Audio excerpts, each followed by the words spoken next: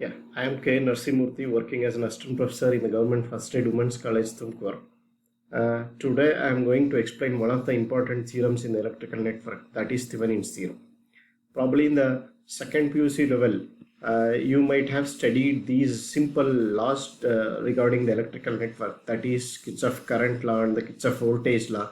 These laws are used for explaining or analyzing the simple electrical networks, whereas when you come to the complex electrical network, you need some complex theorem to analyze them, and one of the theorem you require for a complex network is the Thevenin's theorem.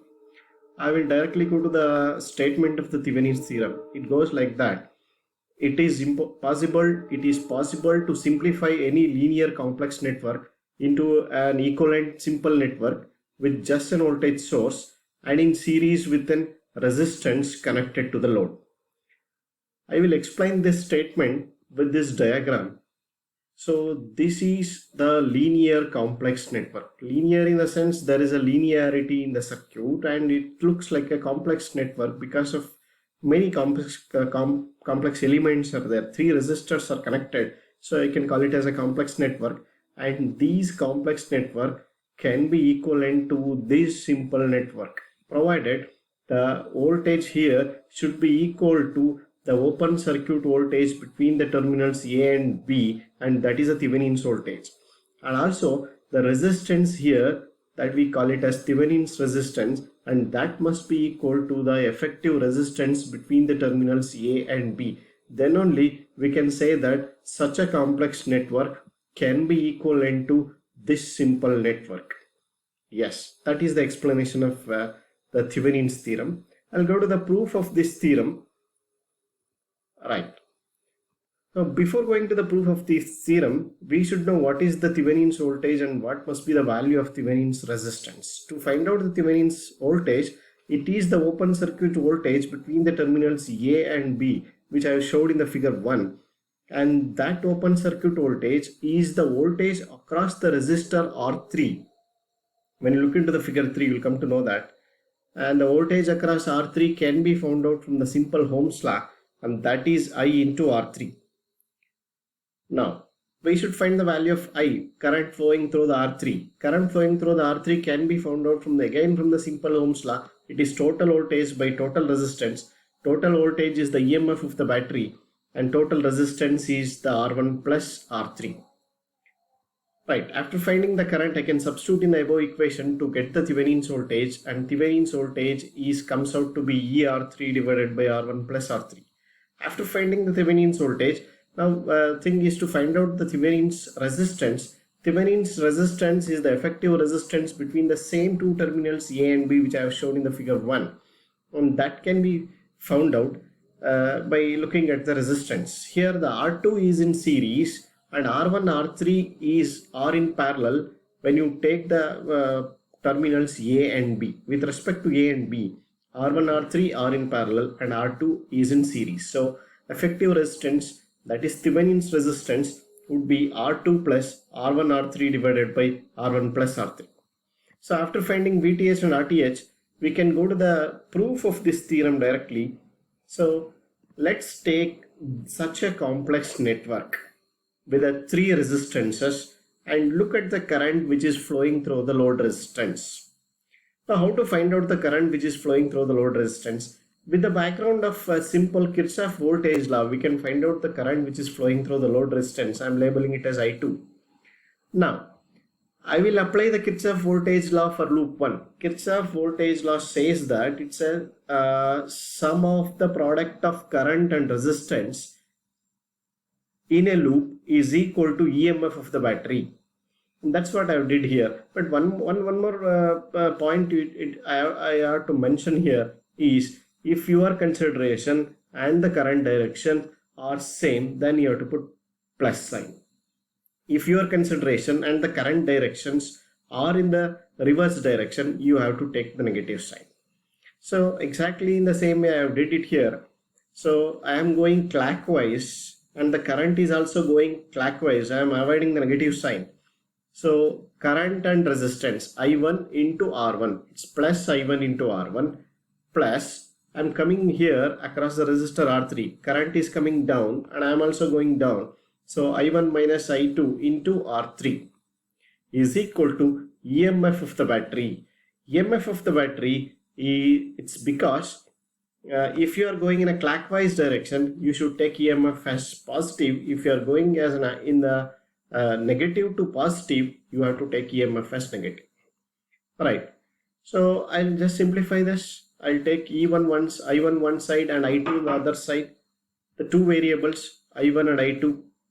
Now after that I will apply Kirchhoff voltage law for the loop 2. Exactly in the similar way I can apply the Kirchhoff voltage law for the loop 2. I am going in the clockwise direction. Yeah.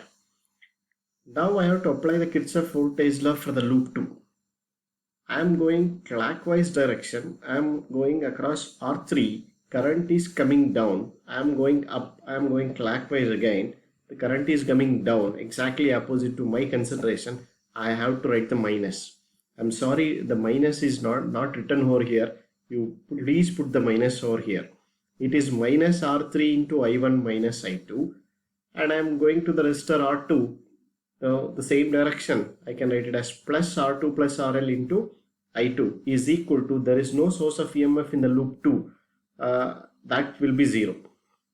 So further simplification, I1 one side and I2 on the other side, I'll get the equation 2. So I got the equation 1 and 2 by applying the Kirchhoff voltage law for the loop 1 and the loop 2.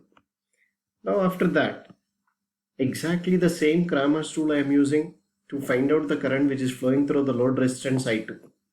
So in the Cramer's rule, one matrix will be in the numerator, another matrix will be in the denominator. In the numerator matrix, so the first column would be the coefficient of I1. Since I want I2, here you have to write the coefficient of I1 and here the constants.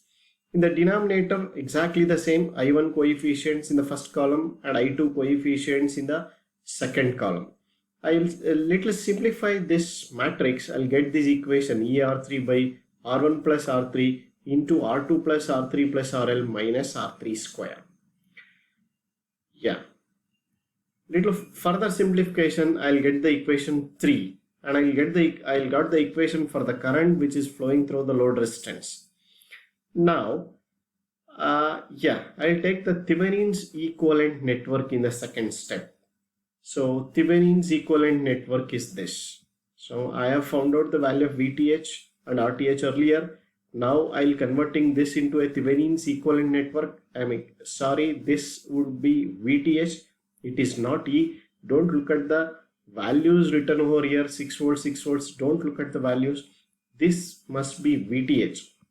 Now I got the value of VTH and RTH earlier itself. And this is the Thevenin's equivalent network. Now I am interested in finding the current which is flowing through the load resistance RL.